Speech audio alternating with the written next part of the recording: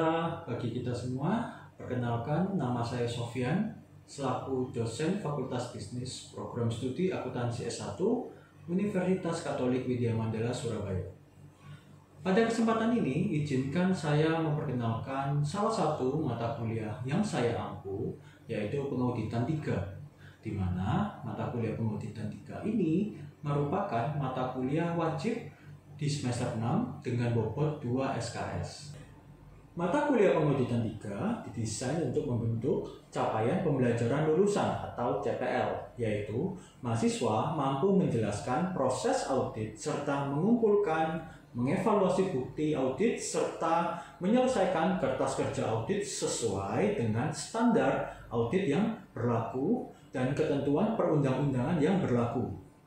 Mata kuliah Pengauditan 3 juga memiliki dua capaian pembelajaran mata kuliah CPMK yang perlu dikuasai oleh mahasiswa, yaitu pertama, mahasiswa mampu mengevaluasi dan memberikan argumentasi atas bukti audit terkait kesesuaiannya dengan asersi manajemen atas setiap akun di siklus laporan keuangan.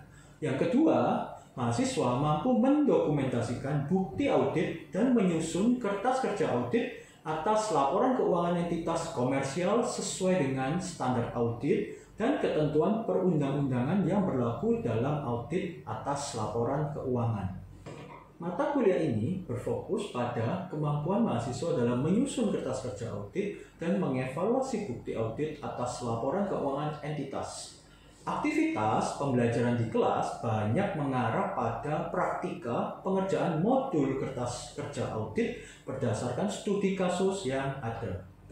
Berikut ini adalah materi pembelajaran yang akan dipelajari oleh mahasiswa selama 1 semester, yaitu ada kertas kerja pemeriksaan, perencanaan pemeriksaan, perpaduan proses akuntansi, yang kedua, kertas kerja siklus penjualan dan penagihan piutang, kertas kerja siklus persediaan penggudangan pembayaran hutang usaha, kertas kerja kas dan setara kas, kertas kerja siklus perolehan pembayaran beban dibayar di muka, kertas kerja siklus perolehan dan pembayaran investasi, kertas kerja siklus perolehan dan pembayaran aset tetap, kertas kerja pendapatan dan beban, dan terakhir kertas kerja penyelesaian pemeriksaan. Untuk sistem pembelajaran atas mata kuliah Pengauditan 3 ini dilakukan secara luring, daring, maupun hybrid. Materi pertemuan dapat diunduh sebelumnya melalui Learning Management System kami yang disebut BELA, di mana mahasiswa dapat melihat instruksi kuliah, mendownload materi, serta tugas yang diberikan dosen sebelum kelas dimulai. Metode pembelajaran yang dilakukan yaitu berupa ceramah kuliah, praktikum, pengerjaan modul, dan small group discussion antar mahasiswa. Metode assessment yang dilakukan berdasarkan pengerjaan kertas kerja studi kasus audit, presentasi oleh mahasiswa, dan juga ujian tengah semester serta ujian akhir semester. Sistem penilaian mata kuliah memiliki bobot 40% tugas dan 60% ujian. Tugas diukur dari hasil pengerjaan modul kertas kerja audit, di mana akan dilihat kebenaran jawaban, ketepatan jawaban kasus dari mahasiswa, kemampuan menjelaskan jawaban kasus, serta keaktifan mahasiswa di dalam kelas. Ujian sendiri itu diukur dengan hasil pengerjaan UTS maupun UAS oleh mahasiswa. Untuk metode pembelajaran yang saya terapkan, saya akan memulai dengan metode ceramah, menjelaskan teori serta studi kasus yang ada. Lalu, mahasiswa dapat saling berdiskusi dengan small group discussion untuk mengerjakan studi kasus. Setelah itu, setiap mahasiswa diminta berperan aktif dalam memberikan penjelasan jawaban, argumentasi jawaban kasus di dalam kelas. Setelah sesi pengerjaan kasus, saya akan melakukan diskusi dan pembahasan dari jawaban dan argumentasi yang sudah dituliskan maupun disampaikan oleh mahasiswa. Saya juga memaparkan hasil jawaban yang benar dari studi kasus yang ada. Selain itu, ada juga sesi tambahan yang saya berikan kepada mahasiswa dengan memperlihatkan contoh kertas kerja audit yang dibuat di lapangan secara real berdasarkan pengalaman yang dulu saya lakukan saat berprofesi menjadi auditor eksternal. Hal ini sangat dibutuhkan oleh mahasiswa agar mereka dapat mengetahui korelasi antara teori, praktek yang diajari di dalam kelas dengan situasi lapangan yang ada di dunia kerja yang real. Hasil evaluasi nilai saya sampaikan juga secara transparan melalui sistem informasi akademik maupun LMS Bella maupun serta WhatsApp group agar mahasiswa dapat mengetahui feedback yang mereka peroleh dan juga kekurangan atas evaluasi hasil proses pembelajaran yang ada. Berikut ini saya akan tampilkan suasana proses pembelajaran kelas mata kuliah pemujatan 3. Semoga dapat disaksikan dengan baik. Terima kasih. Oke, selamat sore semuanya ya. Ya, jadi kita hari ini akan bahas PR kalian yang kemarin. Jadi kita pengauditan 3 ini masih modul penjualan ya dan penagihan piutang. Terus PR kalian kemarin kasus penjualan dan juga konfirmasi. Nah, jadi sebelum kita mulai, kita tolong pimpin doa. Joel, bisa minta tolong ke pimpin doa.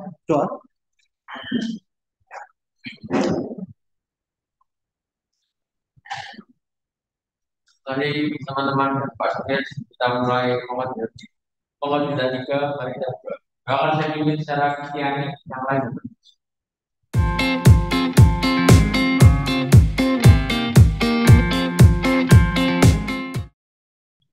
Oke, jadi kasus 2 ini kita nanti langsung pengerjaannya, saya memberikan kesempatan untuk maju mengerjakan ke depan sekaligus untuk ya nambah poin tugas ya sama poin STS nantinya.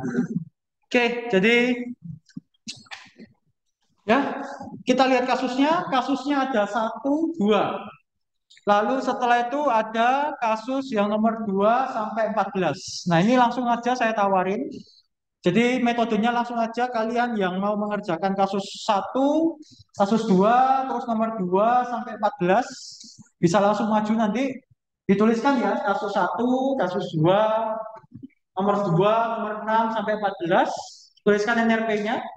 Jadi sekali lagi tuliskan argumentasi dari kasus tersebut. Lalu kalian tuliskan dia pakai jurnal penyesuaian atau enggak. Kalau pakai jurnal penyesuaian, tuliskan jurnal penyesuaiannya. Jangan lupa jurnal penyesuaiannya ada keterangan jurnal. Oke? Nah, oke. Sekarang mari saya tawaran dulu. Kasus 1, kasus 2 ada. Oh.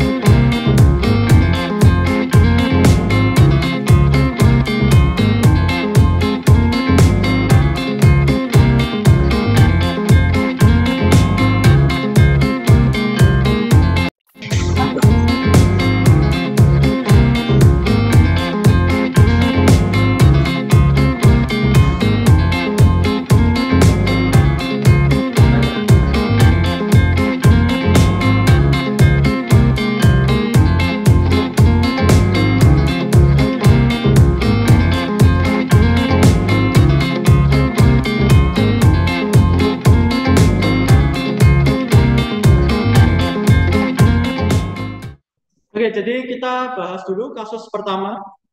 Kasus pertama seperti yang kalian bisa lihat ada di halaman 56 yang di bawah tabel ya, yang ada 2 numbering bullet. Nah, mari kita baca. Jadi yang pertama ini adalah terkait dengan pemeriksaan vouching. Jadi kalau kalian lihat di sini, kata-katanya adalah berdasarkan hasil pemeriksaan vouching atas jurnal penjualan. Kalau kalian masih ingat, vouching itu adalah kegiatan di mana kalian itu menelusuri bukti aslinya lalu dicocokkan ke sistem. Dalam hal ini, sistem ini berarti GL, ya.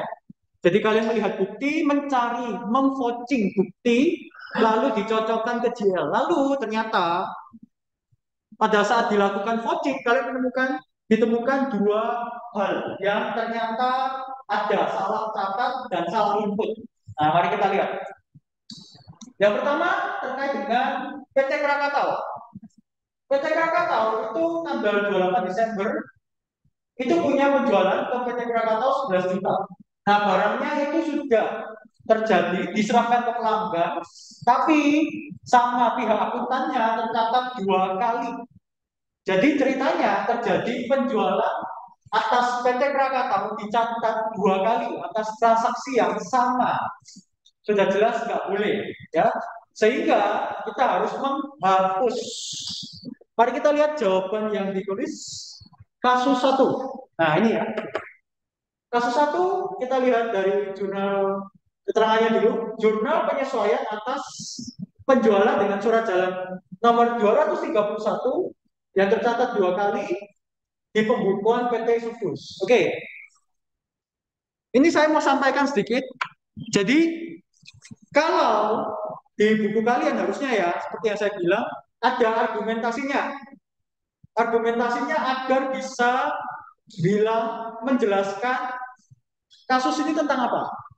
Kalau kita lihat di sini, secara langsung kayak gini, itu jurnal penjualan atas jurnal penyesuaian atas penjualan apa? Kepada siapa? Harusnya ditulis pada PT Krakatau di sini.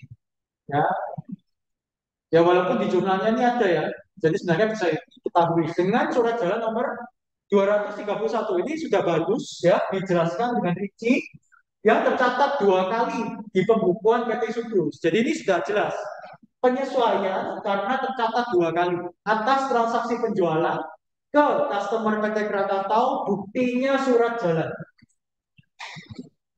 Ini kalau ada nominalnya lebih bagus lagi ya. Tapi ya nggak usah karena sudah di sini. Oke, jurnalnya karena ini kita mau menghapus transaksi penjualan, berarti penjualannya kita debit. Penjualan saldo normalnya kredit. Kalau mau dihapus, berarti kita harus mendebit. Nilainya 10 juta. Nah, hati-hati. Saya mau kasih tahu, mungkin bisa diingat. 11 juta itu adalah piutang, bukan penjualan. Ya, sekali lagi ya. Ini tuh piutang, ya, piutang. PT Krakatau tercatat piutangnya 11 juta. Sehingga penjualannya adalah 10 juta karena ada PPN. Ini kita pakai 10%, 1 juta. Oke, mari kita lihat. Ini adalah kasus 1. Ini kertas kerja saya. Jadi seperti yang saya bilang tadi, ini adalah kasusnya ya. Ini kasusnya tercatat 2 kali. Lalu solusinya. Ini adalah argumentasi saya. Jadi saya menjelaskan di kertas kerjanya. Setelah dilakukan penelusuran ke bukti audit surat jalan nomor 231 dan pencatatan di buku besarnya mereka, ini GL-nya yang saya maksud, ditemukan kesalahan dari pihak akuntan dengan mencatat transaksi yang sama 2 kali. Jelas. Berarti kita harus menghapus salah satu. Oleh karena itu, perlu dilakukan penyesuaian terhadap akun penjualan yang dicatat karena dicatatnya terlalu tinggi oleh pihak akuntan dan kita perlu mengurangi saldo piutang yang kelebihan catat atas PT Krakatau. Sehingga dibuatlah jurnal AJE ya, adjustment, penyesuaian.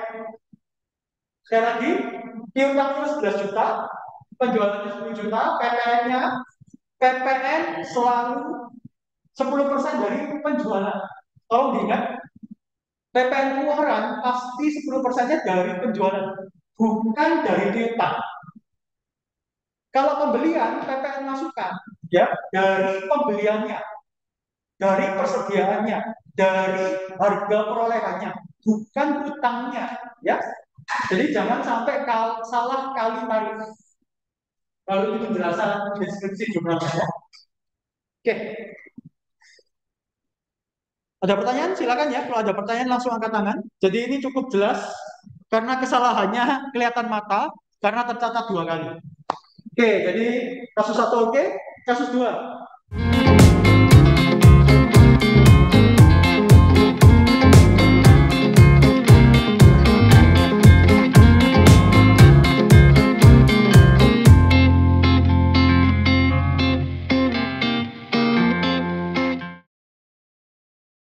Adalah kasus nomor 2. Jadi kasus berikutnya ada yang di nomor 2 PT Merdeka.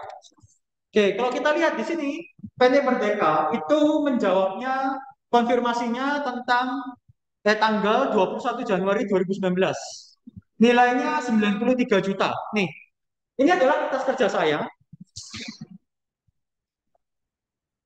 Jadi, yang ingin saya maksudkan adalah ketika misalnya kalian membuat kertas kerja, entah itu kertas kerja audit atau kertas kerja apapun, ya, idenya itu satu, esensinya itu satu. Buatlah kertas kerja yang mudah dibaca, mudah dipahami, sama semua orang. Ya, mari kita lihat kasus 3 tentang konfirmasi PT Merdeka yang nggak cocok. Saldo piutang PT Subus yang dicatat di pembukuan PT Subus itu 103.960.000. Nah, ini saldo ini dari mana? Dari buku besar. Kalian bisa lihat dari tabel-tabel ini. Kalian bisa cari, ya. PT Merdeka saldonya 103 juta. Saldo ini juga ditulis di buku 2 kalian yang bagian konfirmasi. Jadi kalau kalian buka konfirmasi kalian yang PT Merdeka yang di halaman 27, di sini dituliskan bahwa pada saat ditanyakan ke PT Merdeka, ditulis kalau saldonya 103.960.000. Kecuali di sini dia tulis, ini adalah balasan dari PT Merdeka. Kecuali 10 juta yang telah kami lunasi tanggal 27 Desember 2018. Selisihnya 10 juta. Berarti di pembukuannya PT Merdeka itu 93.960.000. Jadi seakan-akan selisih ini itu adalah lebih catat, ya, terlalu tinggi. Saldonya terlalu tinggi dari seharusnya. Ini hasil konfirmasinya. Nah, sekarang mari kita lihat penjelasannya. Ternyata mereka ngomong kalau iya, saya mengakui adanya pelunasan piutang karena kami sudah melunasi tanggal 27 Desember. Nah, bagaimana dengan kenyataannya? Nah, mari kita lihat dari buku. Di sini, halaman 56, nomor 2, itu kalian bisa lihat lagi selisih karena giro yang diterima perusahaan sebagai pelunasan piutang jatuh tempo tanggal 3 Januari 2019 telah dianggap lunas oleh PT Merdeka sebesar 10 juta. Nih ya, nomor 2. Oke. Jadi seperti yang sempat saya pernah kasih tahu, ya, jelaskan, kalau ada pembayaran berupa cek, giro, ya berupa kertas yang bukan uang tunai, yang nantinya perlu dicairkan di bank, kalian harus aware, ya, ini kapan jatuh temponya. Di buku setelah ditelusuri gironya ditemukan bahwa ini baru cair 3 Januari tahun depan. Padahal kita sedang melakukan pembukuan tahun 2018. Jadi, karena ya walaupun kita terima cek atau giro ini tanggal 27 Desember 2018, tapi karena uangnya baru bisa cair tahun depan, secara hak kepemilikan uang, hak kepemilikan aset, itu baru bisa diakui tanggal sekian. Sekali lagi, secara hak kepemilikan itu masih punyanya PT Merdeka. Per 31 Desember 2018, ya, uang ini itu masih posisinya di PT Merdeka, nggak bisa diakui oleh PT Subus karena jatuh tempo cek atau gironya ini baru tahun depan. Jadi transaksi pelunasan piutang, ya, transaksi pelunasan piutang itu baru bisa diakui tanggal sekian. Jadi dalam hal ini PT Subus sudah benar tidak mencatat transaksi ini, ya.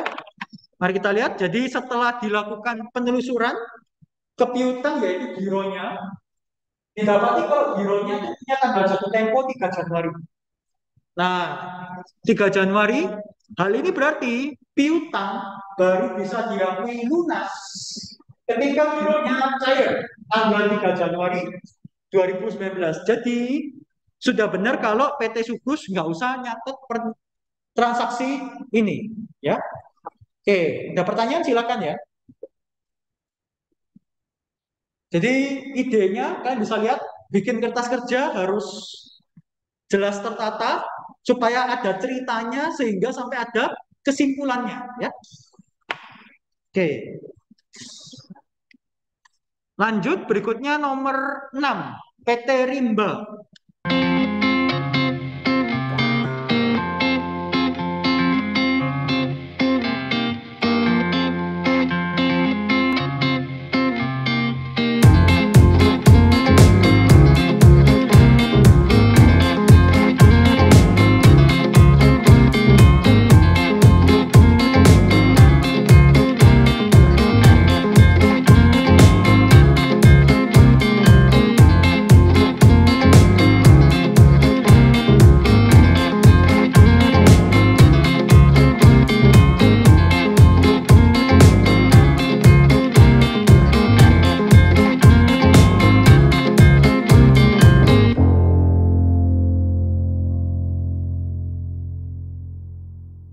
Ini ya, sudah ini PR kalian sampai sini. Yang kemarin, jangan lupa PR yang berikutnya, halaman 38 sampai 41. Nah, sekarang saya mau ngasih tahu sedikit hal ya, terkait dengan modul 2 ini. Modul 2 sampai sini aja. Oh, sampai PR kalian ini ya. Itu modul 2. Ini yang penting, karena hubungannya sama konfirmasi. Sekali lagi, prosedur utama meyakinkan saldo piutang adalah kirim konfirmasi. Kalau konfirmasinya yang kembali nggak cukup meyakinkan posisi saldo perusahaan klien, maka kita melakukan subsequent. Kita melihat pelunasan piutang setelah tanggal neraca. Nah, sekarang saya mau kasih lihat kertas kerja yang auditor dulu saya buatnya gimana. Oke, ini adalah sama lead schedule. Ini lead schedule. Jadi ceritanya kalau ini di buku kalian itu berarti ini adalah halaman 21 kalian. Jadi kalau kalian mau bandingin sama buku kalian, sheet ini itu sama dengan halaman.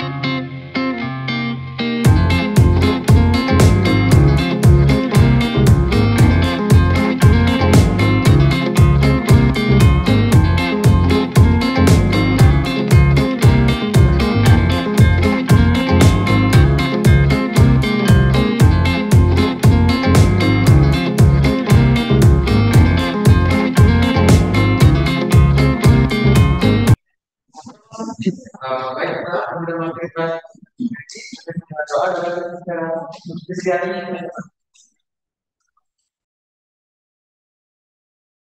Thank you.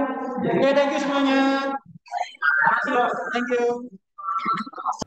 Sekian video presentasi dari saya buat untuk proses pembelajaran. Semoga hal ini dapat bermanfaat dan dapat dievaluasi dengan baik.